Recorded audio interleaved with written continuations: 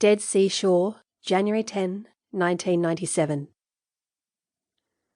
The skull stared back at Evelyn through its empty eye sockets. She could see that its dome, the calvarium, had been removed. Clearly visible were also a pelvis, a femur, and what seemed to be a clavicle. The bones were human. Feeling like a fugitive, Evelyn stood up to look around. She was on the cusp of a shallow depression, surrounded by lifeless earth, flat and grey. The sky was not graced by a bird, the earth not by a tree. Even the mountains beyond were devoid of vegetation. Marching beside the road were pylons bearing power lines, oddly juxtaposed against Masada, which resembled a volcano with a flattened top. On the horizon to the south, erosion had sculpted the earth into low-lying profiles, like barges stranded on a dry lake. A few kilometres to the east, Evelyn could make out the shimmering Dead Sea. Though she was only about 100 metres from the road, the desert had the silence of a cemetery. Just then she became aware of the fortress-like security station at the Masada foothill. If I can see them, they can see me, she thought.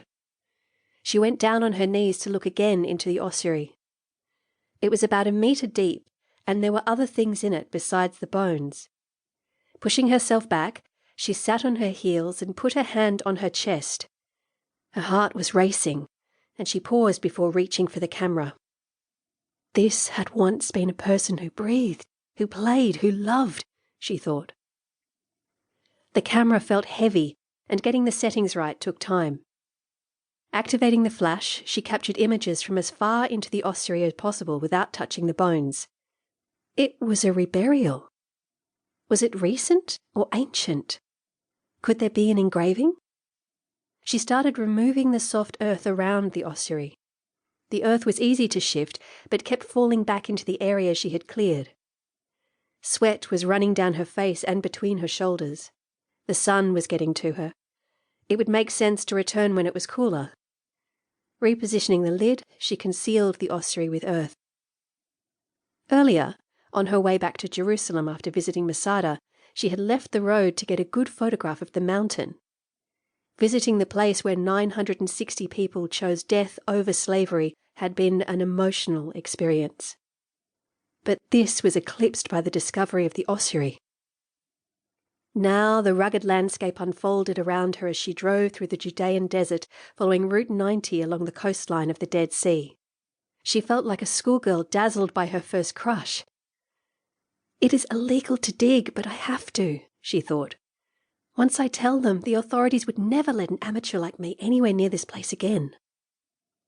She passed the sign for the Qumran Caves, the Dead Sea Scrolls. A shepherd had stumbled across them. The soil here is full of history, she thought. This person might have died recently or thousands of years ago.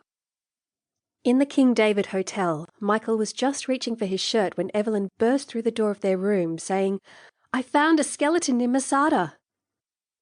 "A skeleton near Masada," he repeated. "Was he crossing the road?"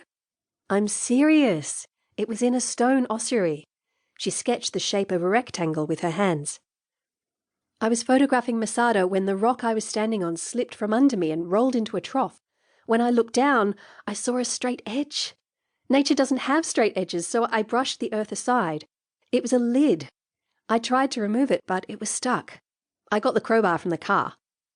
"How come nobody had seen it before you?" he asked. "There might have been more soil on it, wind erosion, rains. And mini earthquakes happen all the time here, you know, the Masada fault zone." "And you're sure it's human?" "Look at these." She scrolled through the images on her camera. "The calvarium has been sawn off. It must be human. And the orbits, the eye sockets, can't be anything else." Michael zoomed in. "Alas, poor Yorick." He frowned and shook his head. "I should have come with you. The gynecologist's brunch was a dead affair. More dead than your skeleton." "I'm going back this afternoon," she said, looking at him in what could only mean invitation. "You might get me interested in archaeology after all,"